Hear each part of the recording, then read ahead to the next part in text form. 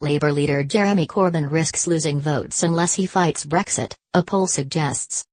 The exclusive online survey of Labour supporters shows 59% might change the way they vote over the decision to leave the EU. Of that total, 38% are completely or mainly against Brexit, while 21% want out. The YouGov survey of 1,075 voters was for the Sunday Mirror and the pro-EU Best for Britain campaign. Best for Britain CEO Eloise Todd said, "Unless Labour changes its line to wholeheartedly oppose the government's Brexit, then the votes lent to Labour are likely to fall away at the next election." She added, "People nationwide voted with Brexit on their minds in June, and most of those motivated to change their vote were rejecting the government's extreme Brexit. It's vital our main political parties understand this, especially Labour, which many voters put their hopes in as the resistance to Brexit."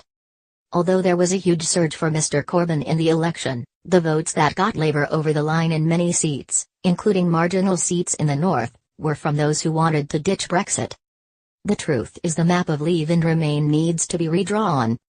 The referendum result is outdated. We are on the cusp of 2018 and the opinion polls show a consistent rejection of the government's Brexit.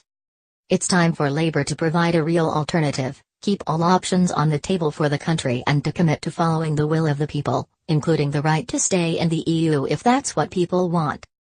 Earlier this week Mr. Corbyn said he was not advocating a second Brexit referendum. He also denied Labour's Brexit stance was confusing. He said it involves accepting that Britain is formally leaving the EU while wanting to develop a good economic relationship with Europe. The pro-EU Liberal Democrats are accusing Mr. Corbyn of shirking responsibility to oppose the government on Brexit. He is facing calls to combine with other opposition parties to keep Britain in the EU single market and customs union. The SNP's leader at Westminster, Ian Blackford, has issued an appeal for cross-party cooperation to prevent the catastrophic damage of an extreme Brexit. Mr. Blackford said he would invite other opposition leaders to a summit on January 8, when MPs return to Westminster after the recess.